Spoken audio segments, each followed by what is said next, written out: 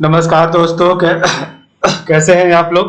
मेरा नाम सौरभ कुमार है और मैं आप लोग को यहाँ पर एनसीईआरटी सार संग्रह क्लास 6 to 12 पढ़ा रहा हूँ। और ये किताब आपका महेश वर्णमाल के है और इस किताब से हम लोग पढ़ने जा रहे हैं। इस किताब का जो चैप्टर है इकोनॉमिक्स अर्थव्यवस्था, उसको पढ़ रहे हैं। तो हमने इससे पहले चैप्टर नंबर 1 एक वीडियो में पूरा कंप्लीट कर दिया है। आज हम चैप्टर नंबर 2 पढ़ेंगे। ठीक है, तो चलिए स्टार्ट करते हैं चैप्टर नंबर 2। और आपके सामने चैप्टर नंबर 2 देखिए आ गया है। और चैप्टर नंबर 2 का नाम है आर्थिक समृद्धि एवं विकास, इकोनॉमिक ग्रोथ एंड डेवलपमेंट। ठीक है, तो हमारा चैप्टर नंबर 2 क्या होगा? आर्थिक समृद्धि एवं विकास, इकोनॉमिक ग्रोथ एंड डेवलपमेंट होगा। ठीक है, तो इसी को आज हम लोग पढ़ेंगे। ठीक है, तो ये आपका पूरा एक पेज का चैप्टर है। तो इसमें जो भी जहाँ पर एक्सप्लेनेशन करने की जरूरत होगी वहां पर मैं आपको एक्सप्लेनेशन कर दूंगा। और जहां पर वन लाइन जैसे जो सीधा सीधा है तो वहां पर मैं आपको वन लाइनर पढ़ा दूंगा। ठीक है, तो चलिए स्टार्ट करते हैं। Chapter number 2 economic growth and development, Mahesh Varnamal की किताब है ये। और मेरा जो चैनल है एस्पिरेंट एकेडमी, आप लोग इसको सब्सक्राइब कर ले, लाइक कर ले और शेयर भी करें। ठीक है, तो आपको यहाँ पर पूरा जो टोटल है पीपीएससी की तैयारी और खासकर आपके जनरल नॉलेज, जहाँ जनरल नॉलेज की जो भी है तो यहाँ पर जैसे इकोनॉमिक्स, पॉलिटिकल साइंस, हिस्ट्री आपको अच्छे से यहाँ पर जो है तैयार करवा दिया जाएगा। आपका जो भी एग्जाम जो जहाँ पर पूछा जाता है, चाहे रेलवे का हो, चाहे बैंक का हो, चाहे एसएससी का हो, ठीक है, और चाहे आपका नेट जेआरएफ का एग्जाम हो या फिर आपका बिहार सरकार का एग्जाम हो, तो इस यहाँ से आपको लगभग क्वेश्चन अच्छे से मिल जाएंगे। ठीक है, तो चलिए स्टार्ट करते हैं चैप्टर नंबर 2 का आर्थिक समृद्धि एवं विकास, इकोनॉमिक ग्रोथ एंड डेवलपमेंट। ठीक है, तो सबसे पहले यहाँ पर दिया गया है किसी अर्थव्यवस्था में होने वाला मात्रात्मक परिवर्तन, क्वांटिटेटिव चेंज, आर्थिक समृद्धि, इकोनॉमिक ग्रोथ कहलाता है। तो किसी अर्थव्यवस्था में होने वाला क्वांटिटेटिव चेंज, तो थोड़ा बहुत भी अगर आपका चेंज हो रहा है किसी भी देश का इकोनॉमी में, तो इसे हम उस देश को इकोनॉमिक ग्रोथ जो है आर्थिक समृद्धि वाला देश कहेंगे या इकोनॉमिक ग्रोथ कहेंगे। ठीक है, तो उसे ही इकोनॉमिक ग्रोथ कहते हैं। ठीक है, कभी भी आप अगर देखते होंगे कि कोई अगर जैसे अभी हम लोग पढ़ रहे हैं या बहुत सारे बच्चे जो अभी पढ़ रहे होंगे, ठीक है, तो उनका भी इकोनॉमिक ग्रोथ कुछ नहीं होगा। ठीक है, अभी आप अपने पिताजी के पर पैसे पर चल रहे होंगे। ठीक है, तो जैसे ही आप कोई जॉब या नौकरी पा लेंगे तो आपका जो ग्रोथ है, इकोनॉमिक ग्रोथ आपका बढ़ता चला जाएगा। ठीक है, तो आप खुद अपने पैर पर खड़े हो जाएंगे और खुद आपने जो है कमाएंगे। ठीक है, तो आपका इंडिविजुअल इकोनॉमिक ग्रोथ होगा। ठीक है, तो कहते हैं ना कि उस बंदे का अच्छा इकोनॉमिक ग्रोथ हुआ है, उसने अच्छा ग्रो किया है। किसी का सुनते होंगे कि मेरे चाचा ने अच्छा ग्रो किया है, ठीक है ना, वो मामा ने अच्छा ग्रो किया, तो वही इकोनॉमिक ग्रोथ हुआ। क्यों हुआ? तो उन्होंने अच्छा काम किया, अच्छा जो है पढ़ाई लिखाई किया, तो उससे अच्छा बिजनेस किया, जो भी चीज है जिसमें फील्ड में है उन्हें अच्छा ग्रो किया है। ठीक है, इसी को इकोनॉमिक ग्रोथ कहते हैं। ठीक है, प्रति व्यक्ति समग्र उत्पादन व प्रति व्यक्ति भौतिक पूंजी में वृद्धि क्या दर्शाती है? तो प्रति व्यक्ति समग्र उत्पादन व प्रति व्यक्ति भौतिक पूंजी में वृद्धि क्या दर्शाती है? तो आर्थिक समृद्धि को दर्शाता है। ठीक है, यदि किसी देश में पूंजी निर्माण, कैपिटल फॉर्मेशन हो रहा है तो उसकी अर्थव्यवस्था पर क्या प्रभाव पड़ेगा? तो यदि किसी देश में पूंजी निर्माण, कैपिटल फॉर्मेशन हो रहा है तो उसकी अर्थव्यवस्था पर क्या प्रभाव पड़ेगा? तो आर्थिक समृद्धि में अनिवार्य रूप से वृद्धि होगी। ठीक है, तो आर्थिक समृद्धि में अनिवार्य रूप से जो आपका है वृद्धि होगी। ठीक है,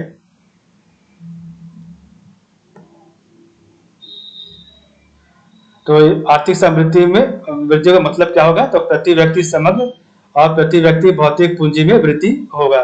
ठीक है, किसी भी देश के लिए आर्थिक समृद्धि का सबसे उपयुक्त मापदंड किसे माना जाता है? तो किसी भी देश के लिए आर्थिक समृद्धि का सबसे उपयुक्त मापदंड किसे माना जाता है?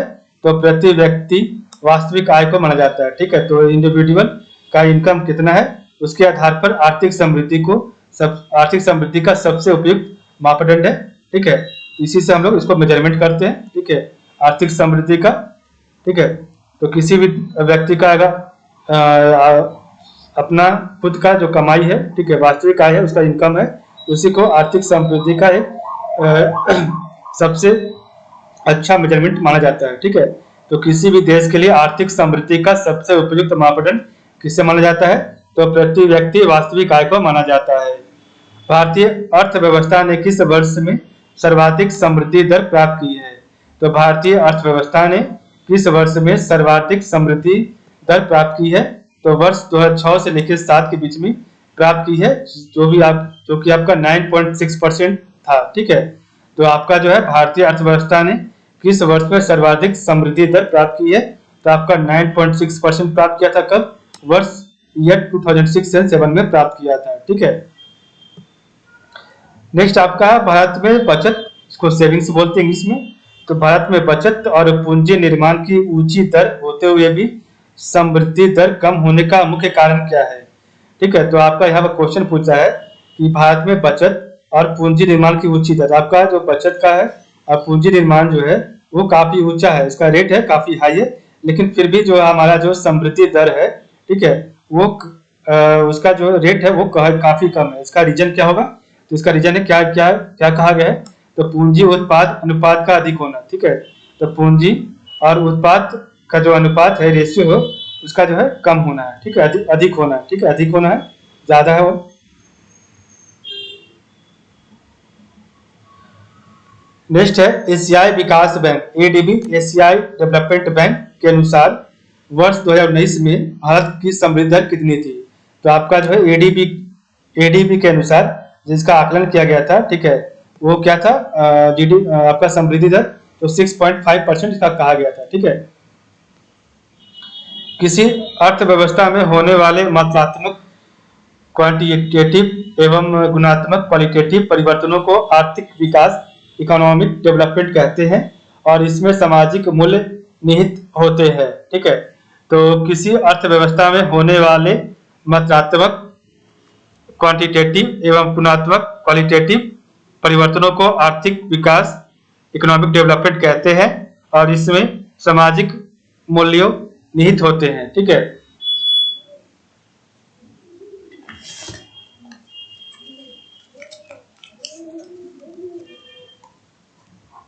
आर्थिक विकास, इकोनॉमिक डेवलपमेंट के मुख्य संकेतक क्या है? आर्थिक विकास, इकोनॉमिक डेवलपमेंट के मुख्य संकेतक क्या है? तो मानव पूंजी में वृद्धि, असमानता में कमी और अर्थव्यवस्था में संरचनात्मक परिवर्तन। ठीक है, तो आपका इकोनॉमिक डेवलपमेंट का जो मुख्य आपका जो मेजरमेंट है, या मुख्य आपका जो दिखाई पड़ता है कि कैसे वहां का डेवलपमेंट हो रहा है, उसको कैसे मेजर करेंगे? तो वहां की मानव पूंजी में वृद्धि के तहत असमानता में कमी, ठीक है, और आपका अर्थव्यवस्था में संरचनात्मक परिवर्तन। ठीक है, नेक्स्ट लाइन है आपका है आर्थिक उदारीकरण की नीति लागू होने के बाद किस वर्ष आर्थिक विकास दर सर्वाधिक रही? तो आर्थिक उदारीकरण की नीति लागू होने के बाद किस वर्ष आर्थिक विकास दर, ठीक है, आपका इकोनॉमिक डेवलपमेंट रेट जो है कब आपका सबसे ज्यादा रहा था? जब आपका आर्थिक उदारीकरण आया था, इसको कहते हैं इकोनॉमिक लिबरलाइजेशन। ठीक है, तो ये आपका वर्ष 2006-7 में आया था। ठीक है, और इसका जो परसेंटेज था 9.6% था। तो आर्थिक उदारीकरण की नीति लागू होने के बाद किस वर्ष आर्थिक विकास दर सर्वाधिक रही? तो आपका 2006-7 में, और 9.6% था। ठीक है, किस पंचवर्षीय योजना में आर्थिक विकास दर, इकोनॉमिक डेवलपमेंट रेट सबसे कम रही है? तो किस पंचवर्षीय योजना में आर्थिक विकास दर, इकोनॉमिक डेवलपमेंट रेट सबसे कम रही है? तो तीसरी पंचवर्षीय योजना में रही है। ठीक है, जो कि आपका अप्रॉक्स जो थर्ड प्लानिंग कमीशन जो था वो आपका आया था 1962 या 2 के बाद होगा, क्योंकि उस समय आपका जो इंडिया चाइना वार था, इसलिए वहां पर रेट कम हो गया था। किस पंचवर्षीय योजना में आर्थिक विकास दर सर्वाधिक रही है? ठीक है, तो 11वीं पंचवर्षीय योजना में सबसे ज्यादा रहा है, जो कि आपका 7.8% था। ठीक है, हालांकि आपका जो पंचवर्षीय योजना खत्म हो गया है, उसकी जगह पर आप नीति आयोग का काम आ गया है। ठीक है, तो किस पंचवर्षीय योजना में आर्थिक विकास दर सर्वाधिक रही थी? तो 11वीं पंचवर्षीय योजना, जो कि आपका लगभग 2005 से लेकर 10 के बीच में होगा। ठीक है, या फिर उससे ऊपर में होगा। ठीक है, उसके बाद आपका जो है 12वां योजना आया था, उसके बाद खत्म हो गया था। ठीक है, तो आपका यहाँ पर 7.8% रहा था। ठीक है, नेक्स्ट आपका है सकल घरेलू उत्पादन जीडीपी में परिवर्तन की दर क्या कहलाती है।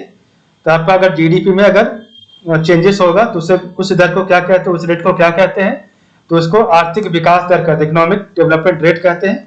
ठीक है, तो सकल घरेलू उत्पादन जीडीपी में परिवर्तन की दर क्या कहलाती है, तो आर्थिक विकास दर कहलाती है। ठीक है, नेक्स्ट आपका इधर है जीवन की भौतिक गुणवत्ता सूचकांक physical quality of life index PQLI का प्रतिपादन किया था। तो जीवन की भौतिक गुणवत्ता सूचकांक physical quality of life index PQLI का जो है प्रतिपादन किया था, तो मॉरिस डी मॉरिस ने किया था, वर्ष 1976 में किया था। तो जीवन की भौतिक गुणवत्ता सूचकांक physical quality of life index PQLI का प्रतिपादन मॉरिस डी मॉरिस ने किया था, वर्ष 1976 में किया था। ठीक है,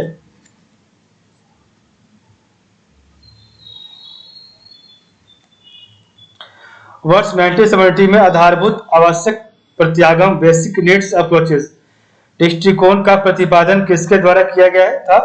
तो वर्ष 1970 में आधारभूत आवश्यक प्रत्यागम बेसिक नीड्स अप्रोचेस दृष्टिकोण का प्रतिपादन किसके द्वारा किया गया था, तो वर्ल्ड बैंक विश्व बैंक के द्वारा किया गया था। ठीक है, आर्थिक विकास के मापन हेतु क्रय शक्ति समता विधि PPPP। ठीक है, तो आर्थिक विकास के मापन हेतु क्रय शक्ति समता विधि, ठीक है, का प्रतिपादन किसने किया था, तो परचेसिंग पावर पैरिटी का प्रतिपादन किसने किया था, तो GR कैसल ने किया था। ठीक है, तो आर्थिक विकास के मापन हेतु क्रय शक्ति समता विधि परचेसिंग पावर पैरिटी का प्रतिपादन GR कैसल ने किया था। विश्व बैंक के अनुसार क्रय शक्ति समता परचेसिंग पावर पैरिटी PPP के आधार पर चीन एवं संयुक्त राज्य अमेरिका के बाद भारत तीसरी सबसे बड़ी अर्थव्यवस्था है। तो विश्व बैंक के अनुसार क्रय शक्ति समता परचेसिंग पावर पैरिटी के आधार पर चीन एवं संयुक्त राज्य अमेरिका के बाद भारत तीसरी सबसे बड़ी अर्थव्यवस्था है। ठीक है, वर्ष 2020 में जारी अंतर्राष्ट्रीय तुलनात्मक कार्यक्रम ICP के अनुसार PPP के आधार पर विश्व GDP में भारत की भागीदारी कितनी प्रतिशत रही है, तो वर्ष 2020 में जारी अंतर्राष्ट्रीय तुलनात्मक कार्यक्रम ICP के अनुसार PPP के आधार पर विश्व GDP में भारत के भागीदारी कितने प्रतिशत रही है, तो 6.7% रही है। भारतीय मानव विकास प्रतिवेदन प्रत्येक प्रतिदर्श गांव सैंपल विलेज से संबंधित क्या जानकारी प्रदान करता है, तो भारतीय मानव विकास प्रतिवेदन प्रत्येक प्रतिदर्श गांव सैंपल विलेज से संबंधित क्या जानकारी प्रदान करता है, तो अधिकार आधारिक संरचना सुख साधन शिक्षा एवं स्वास्थ्य और संबंधित सूचकांक। ठीक है, तो भारतीय मानव विकास प्रतिवेदन प्रत्येक प्रतिदर्श गांव सैंपल विलेज से संबंधित क्या जानकारी प्रदान करता है, तो आधारिक संरचना सुख साधन शिक्षा तथा स्वास्थ्य संबंधित सूचकांक। ठीक है, किस अंतरराष्ट्रीय संस्था के द्वारा वर्ष 1990 से मानव विकास सूचकांक ह्यूमन डेवलपमेंट इंडेक्स HDI को प्रस्तुत किया जाता है, तो किस अंतरराष्ट्रीय संस्था के द्वारा वर्ष 1990 से मानव विकास सूचकांक ह्यूमन डेवलपमेंट इंडेक्स HDI को प्रस्तुत किया जाता है, तो संयुक्त राष्ट्र विकास कार्यक्रम UNDP के द्वारा व्यक्त किया जाता है। ठीक है, संयुक्त राष्ट्र मानव विकास सूचकांक HDI किसके द्वारा विकसित किया जाता है, तो संयुक्त राष्ट्र मानव विकास सूचकांक HDI ह्यूमन डेवलपमेंट इंडेक्स किसके द्वारा विकसित किया जाता है, तो किसके द्वारा विकसित किया गया था, तो महबूब उल हक के द्वारा किया गया था। मानव विकास सूचकांक के 3 मुख्य घटक कौन से हैं, तो ह्यूमन डेवलपमेंट इंडेक्स के 3 मुख्य आपका इम्पोर्टेंट कौन सा है, तो जीवन प्रत्याशा, शैक्षिक स्तर कैसा और प्रति व्यक्ति सकल घरेलू उत्पाद क्या होगा। ठीक है, तो